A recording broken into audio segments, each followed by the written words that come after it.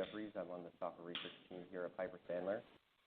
Pleased to be joined by Brian Miller, CFO of TYL Technologies. Thank you for joining us again in Nashville. Thank you. Great to be here. Yeah, all right, perfect. Well, we can kick it off with a little bit of just an intro on Tyler. For those who may be less familiar, at a high level, what is TYL Technologies all about, and what's the mission of the company? Yeah, we're a vertical software company focused exclusively on the public sector. So everything we do is for the public sector, but we take a very broad view of the public sector.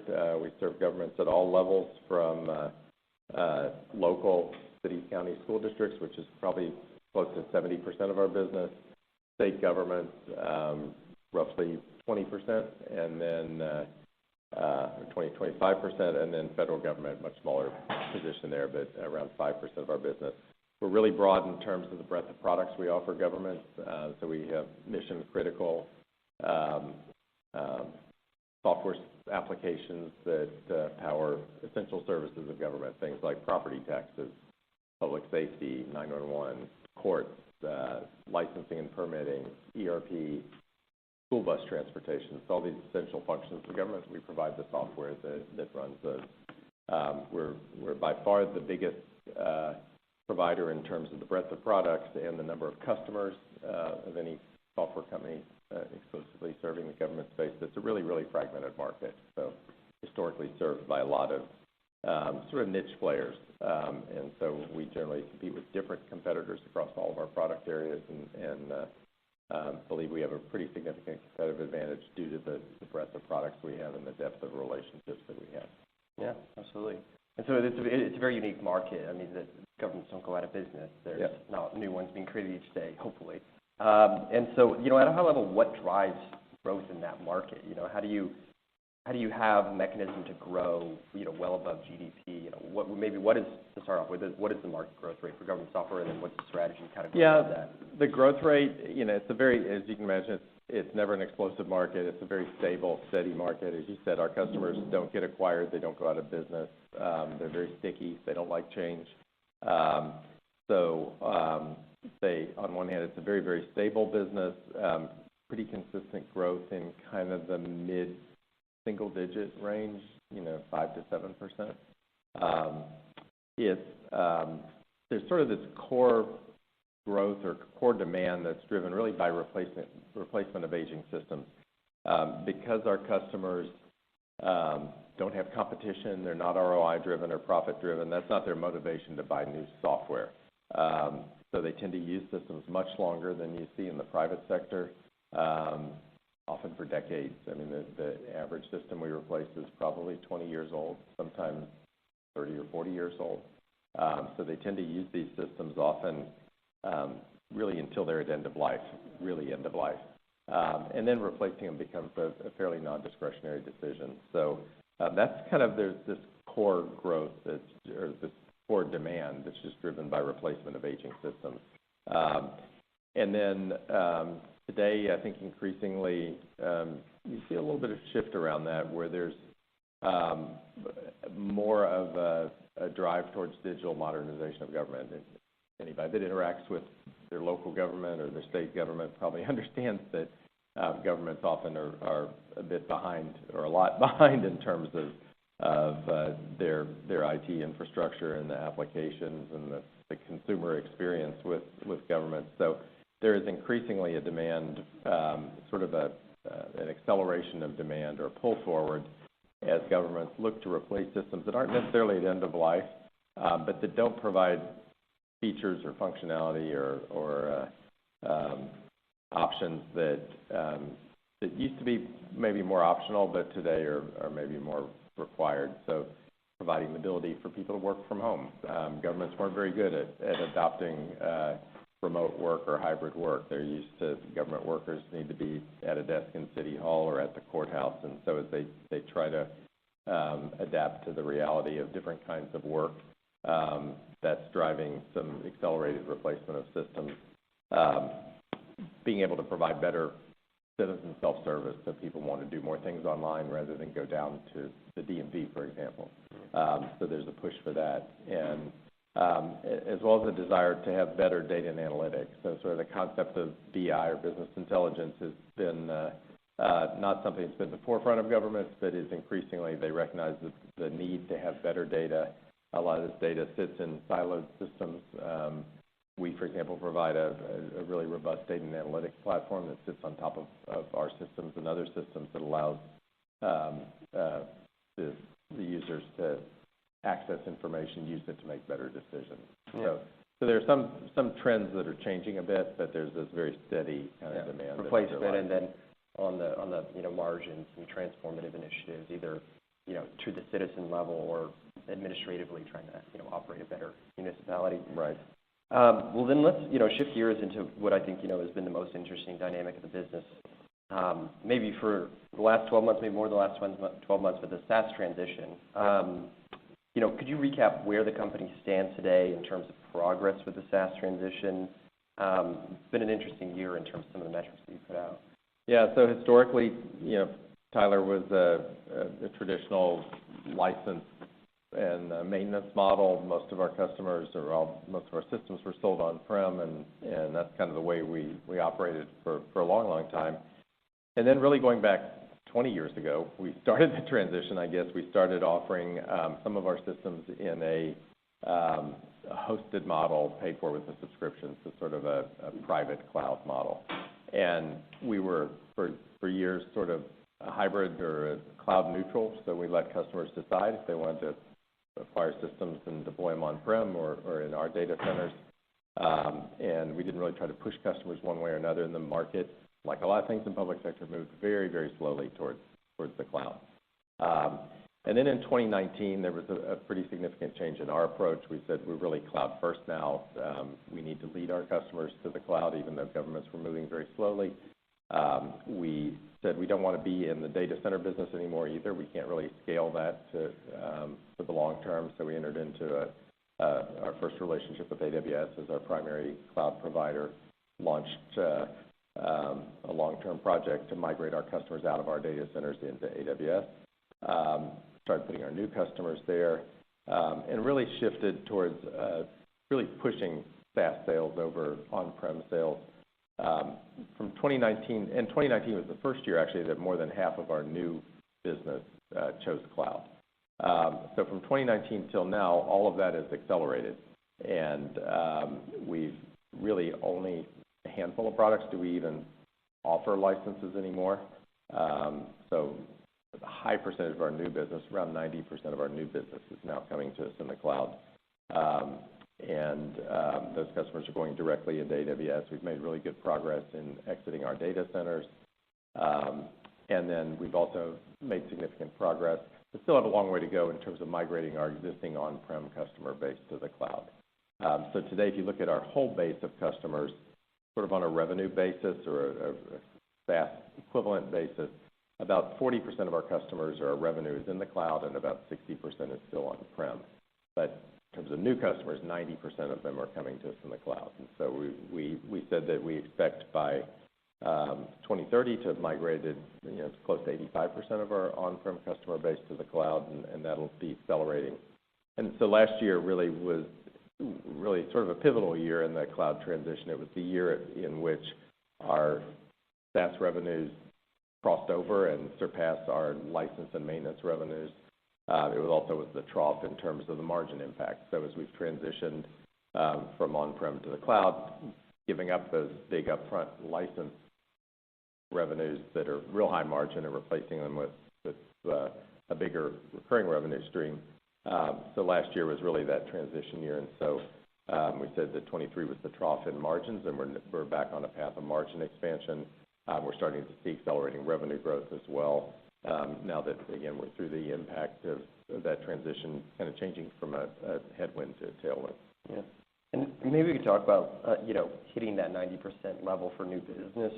As you mentioned, 2019 was the first majority year, but it's been a pretty steady ramp that I certainly wasn't expecting it to go above this 90% level in this year. What do you think about the big drivers that improved it to that 90% level versus the 70 and 80? I know that had been historically some holdout categories, but, what changed with those holdout categories that we really got to this level? Yeah, I think it's been a combination of us pushing and clients being in the public sector space being much more receptive and not just sort of accepting of the cloud, but really understanding the benefits and embracing the cloud. There's a few reasons behind that. As far as us pushing it, it's been pretty clear. There were a couple of, like you said, holdout areas, public safety being the biggest one. Public safety is around 10% of our revenues, but agencies in that space were much more reluctant to put 911 systems and police and fire and ambulance systems in the cloud, concerns around broadband or reliability. Those, as they increasingly have good experiences there and have reference points, those concerns are largely going away. So in public safety, we actually saw 90% of our new business last quarter in the cloud compared to 13% a year ago. So really fast shift there. Now, in Q3 and Q4, it's probably not going to be 90%. There's still some licensed business Public rolling safety through. heavy Q3. Yeah, they're heavier in the second half, but a very significant change. We had our first flip of an on-prem customer in public safety just last year, and now we're seeing growing numbers and some bigger customers flipping. And then our low-code application platform in the federal and state space, we still have a pretty significant, especially federal agencies still buying licenses, but that's shifting fairly rapidly now too. So I think part of it in public safety specifically, part of it is pushing it, part of it is good experiences in the market accepting it, and then broadly across the landscape, cybersecurity and ransomware events have been a big driver of both new customers increasingly choosing the cloud and on-prem customers flipping. Just like in the private sector, there's a lot of ransomware and cybersecurity attacks. Generally, those are a bad actor getting into the client's internal network, usually through phishing or some other form of hacking into their network, locking it up, and the on-prem systems are the ones that are affected. So when those systems are in the cloud, and particularly at AWS, they're just safer. It's harder to get into that network, and they typically don't have those same incidents, and it's easier to recover. So often customers either that actually experience a ransomware attack or that one of their neighbors or peers do, often those are customers that are moving to the cloud, and as that becomes clearer to people, that's certainly one of the drivers. I think the other driver is the ongoing struggles that governments have with maintaining their IT infrastructure, and particularly around people. So governments, especially with really skilled IT positions like applications administrators and database administrators and security people, they have a lot of aging workforces, and as they retire, they really struggle with replacing those people, with finding people and attracting them to work in government versus the private sector, and paying them what the market demands. So they had a lot of migration out during COVID, and they really haven't rebuilt those workforces, so they struggle with that infrastructure. So again, moving into the cloud takes away a lot of those pressures, and that doesn't seem to be changing. So that historically was a big driver and continues to be. Yeah. Well, then let's go, maybe a level deeper and talk about the maintenance revenue today. $450-odd million of maintenance revenue, and one of the big initiatives had been the versioning.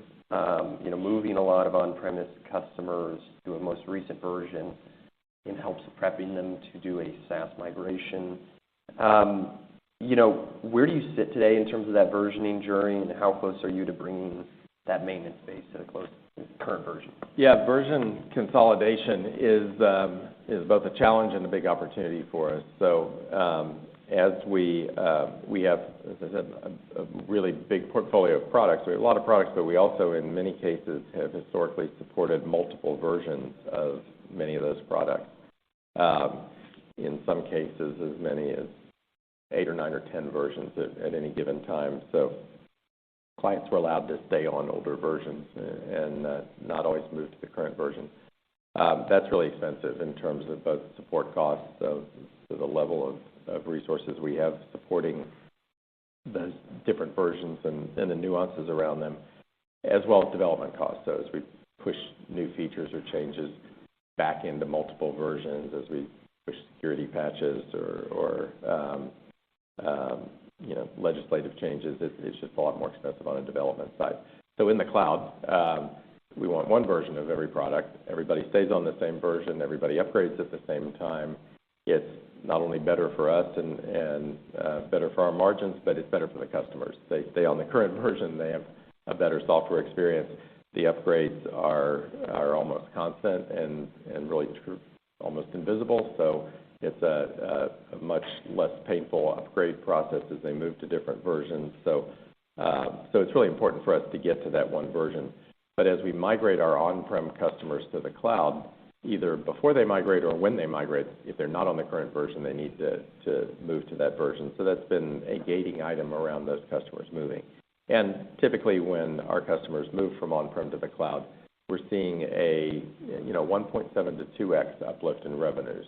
So that $450 million of maintenance revenue we have today will turn into something closer to $800 million of SaaS revenue. And so that's one of the reasons why our SaaS growth has been north of 20% for an extended period of time. I think it's 14 straight quarters. So we've made a lot of progress there. Each product has a roadmap, and starting at a little bit different place, but we have a roadmap for getting those products all consolidated down to one cloud version. Last year, we made a lot of progress with a couple of big products, our enterprise ERP product, which has our biggest single customer base, our enterprise courts and justice, which has a lot of our really big customers. So with both of those products, by the end of this year, I think 95% of the customer base will be on either the current version or one version back. So we've made a lot of progress there. It's still another 3 or 4 years before we're down on every product, but making a lot of progress, and we're actually seeing some of that benefit show up now in our margins. Yeah, absolutely. And so then maybe we can talk about this. That you laid the groundwork to start really moving more aggressively towards the migration journey. Maybe can we talk about, in this post-versioning framework, what are the ways you'll incentivize the flips, and what are the dynamics in how often a customer may decide, their contract term? How often are they saying, no, I don't want to move, or yes, I want to move? Yeah. The version consolidation has been one of the factors. The second one really was around releasing cloud-optimized versions of our products. So a lot of our major products were originally architected and built to be deployed on-prem. So when you host them in the cloud, they haven't been super efficient, and they've been more expensive to host. And so also starting in 2019, we started a series of development projects to optimize all of our products for the cloud. And those, again, by the end of this year, will be largely complete. So as we've been releasing those cloud-optimized versions, lowering our hosting costs, we're also able to start to accelerate the pace of those conversions. Customers, almost all of our maintenance agreements are annual agreements, so customers really can choose to flip at any time. There's not really sort of an end of contract or a decision point. To date, most of it has been more carrots than sticks. So we haven't really been ready to start moving customers, sort of opening the spigot on moving customers because of the version consolidation and the cloud optimization. So we've sort of been laying the groundwork for all that and getting in a position to start to accelerate the pace. But we are continually seeing both the number of flips and the average size of flips, the more bigger customers flipping. So to date, it's mostly been carrots. So the biggest one being, clearly our customers understand that we really don't sell on-prem software anymore, and that's where the direction of the company is, and educating them on why that's good for, not just for Tyler, but for them. And a lot of that's been done in recent years. And for example, this year at our user conference, there was a pretty noticeable change in kind of the conversations, and it wasn't so much convincing customers or explaining to them why they should be in the cloud, but more around they understand it. It's more about when and how they move to the cloud. So they also understand that with most of our products, that although we'll support on-prem versions for an extended period of time. New features and functionality will increasingly only be available in the cloud. So if they want new features and things they're going to want, those they'll need to move to the cloud to get.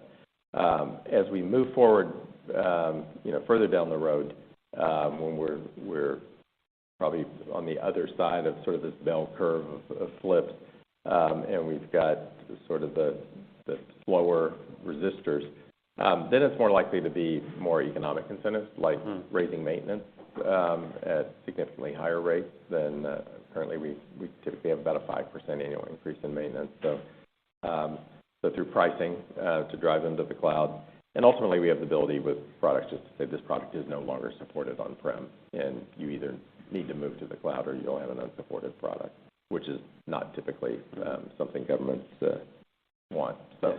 And then I guess the last question on the mechanics of this, what's the expectation for when we really see that maintenance revenue start to decline? Because I think what's interesting to me is, the bookings and the backlog in maintenance are actually up.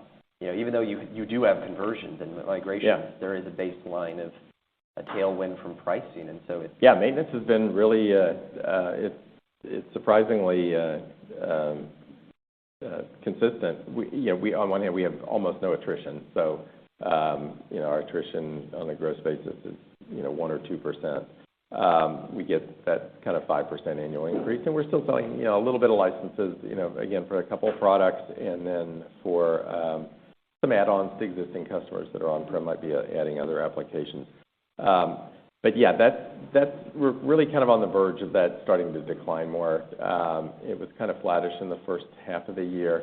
I think the second half of the year will be down 2 to 3%, and then as the flips increase, so we take away $1 of maintenance, but we add $1.70 to $2 of SaaS fees. But as those flips start to increase, and we really think 25 is a year where that pace will start to increase, and we'll probably have a few years where we're kind of on top of the curve, you'll start to see maintenance decline more significantly. So I think next year, while this year it's down low single digits, next year I think you'll, I don't know, we haven't given guidance yet, but probably see something like mid-single digits, and then start to see that pace accelerate, decline, but also you'll see the pace of SaaS grow faster. Fill up. So maybe we can talk about margins, because I think overlapping with all of this, migration on the SaaS side is a margin benefit or a margin change. You've touched on versioning and cloud efficiency in some of these cloud-built versions, but maybe we can talk about the efficiency benefit from cloud operator pricing versus the software-driven gains. How do we think about some of these things being linear with the revenue and some of these being lumpy? Yeah, a lot of them aren't linear. So broadly, we talked about at our Investor Day last year, we talked about going from a 23% operating margin to 30% plus by 2030. So it's an average of about 100 basis points a year, but definitely not linear. I'd say where we sit a year into that is we're a little bit ahead of pace. So most of that overall margin expansion comes from cloud operations in general. It's a combination of the version consolidation, the optimized products. Just as we scale in AWS, our unit costs go down. The more capacity we buy, and we entered into a new agreement with them at the beginning of this year that had better pricing, and that continues to get better as we scale. So largely around those things are the biggest drivers. In the near term, we also have what we call bubble costs or duplicate data center costs. So we have a lot of fixed costs around our proprietary data centers. As we move those customers to AWS, we start paying AWS, but we don't shed a lot of the fixed costs until we actually close the data center. We closed the first data center on schedule at the end of the second quarter, and the second data center, there's just two. The second one closes at the end of 2025. So we'll see more of an impact in 2026 as we get that data center closed. Smaller impacts around improvements to margins in the long term, around improvements to our payments business margins, a little bit of leverage around operating expenses as well as G&A and marketing as we continue to scale as well. All right. Well, I think that's all we have time for, but Brian, I really appreciate you making it to Nashville. You bet. Thank you. All right. Perfect. Thank you.